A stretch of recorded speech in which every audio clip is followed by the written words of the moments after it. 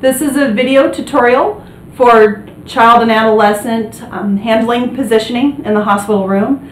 This segment is going to be on the transfers of an adolescent. This is Susan Storm. She is 17 years old. We are going to be transferring her from the bed to the side of the bed into the wheelchair and then back.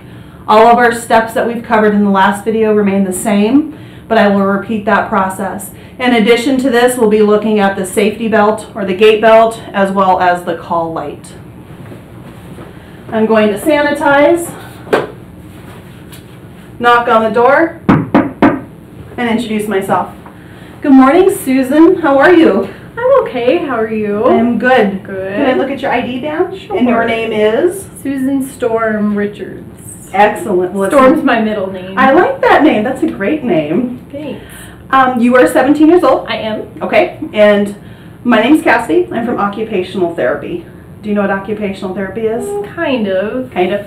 What are some areas of interest for you? I like to ski. Snow ski? Snow ski. Okay. Yep, downhill. Okay. I don't know, read, hang out with my friends. Okay. What we do in occupational therapy is we're going to help you to return to those activities. Today what we're going to be working on more is getting you from the bed into the wheelchair and down to the hall, so we can work on strengthening activities, getting that strength back for skiing before the ski season hits. Good.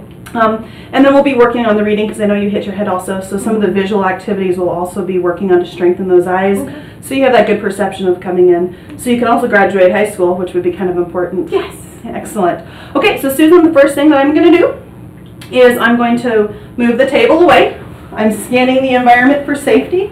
If there's any trip hazards. I am moving the table clear out of the way.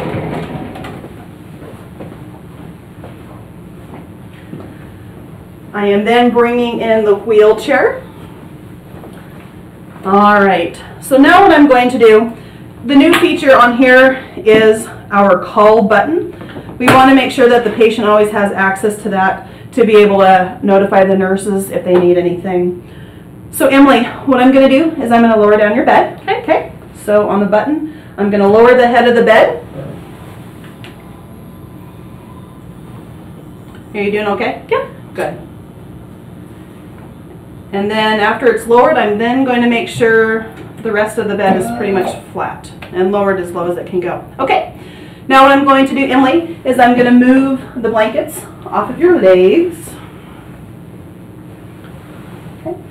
And I want to make sure they're completely out of the way, because if I would have left him here, she would have tripped and kicked those.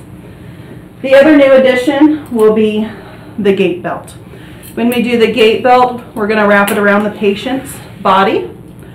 We want to make sure that we take the gait belt, the straight part goes up through the middle, goes through that gaiter clip, and it's going to come back and lock securely. All right. The other part of what we need to make sure we do is have the wheelchair set up safely for her. We want to make sure that the wheelchair locks are locked. On these legs, we can push in on a lever or push out on a lever. So this way she's not going to be tripping when transferring. You can still see, even though it's locked, it's still not super safe, so we need to be cautious with that. I will also lower this side rail.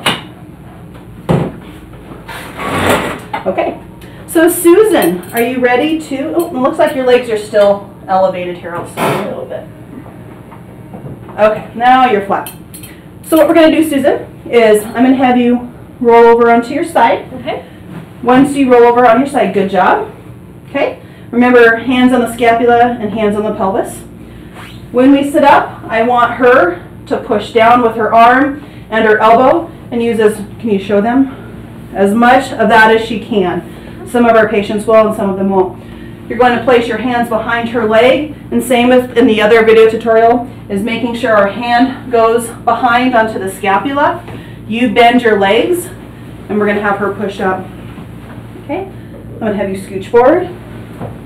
You want to make sure that you're maintaining contact. You can also see how my knees are bracing hers, so she doesn't go sliding out and fall off the bed. And also here, so if she gets lightheaded, she's not going to fall over. All right, Susan, I'm going to put the skate belt on you. Okay. This is just for your safety and my safety. So I'm going around, up through here, making sure it's straight. I'm making it fairly tight. You don't want it too loose, and you don't want it so tight they can't breathe. And we're going to tuck in the extra leftover material. I tend to place it more down on the lower areas. You want to make sure on females that their breasts are out of the way.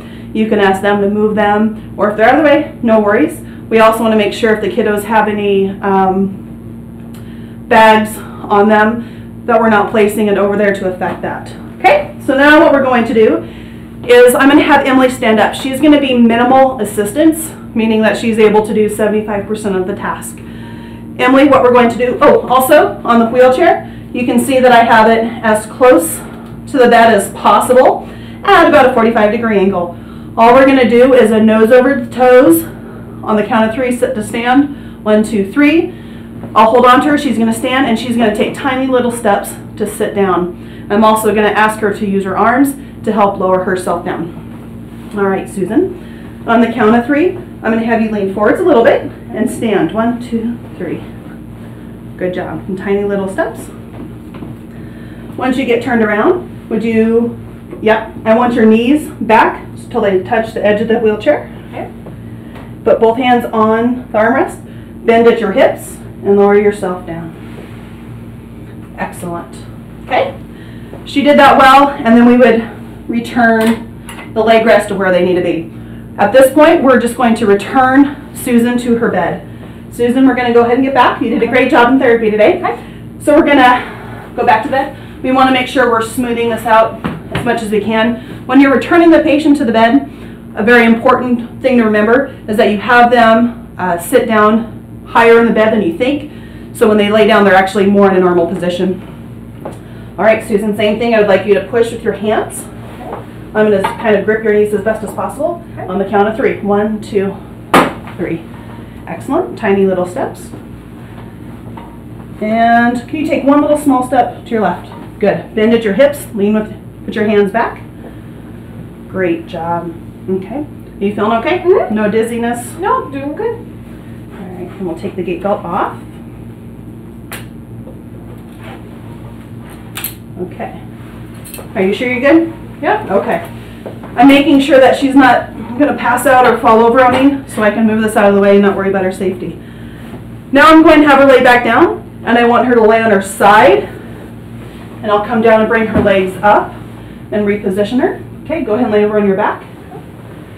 Okay, and return your feet. You want to make sure that you're looking at the bed again. Make sure that nothing got all crumpled up.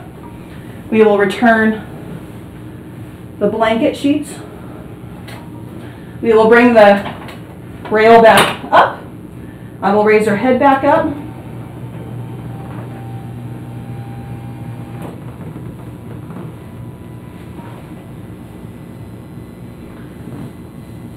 I'm also making sure her collate is where she can reach it. Emily, or Susan, are you able to touch? Yeah. Reach that? You have no problem with that? Excellent. Do you have any questions for me? I think I'm good. Okay, excellent. Okay. Thank you very much. Thank you. This is what we're looking for the completion of this segment of the video. When we are finished talking with her, I would move the wheelchair, unlock it, and move it out of the environment.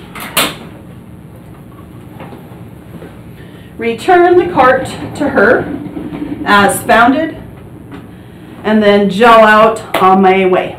And that is the end of the segment.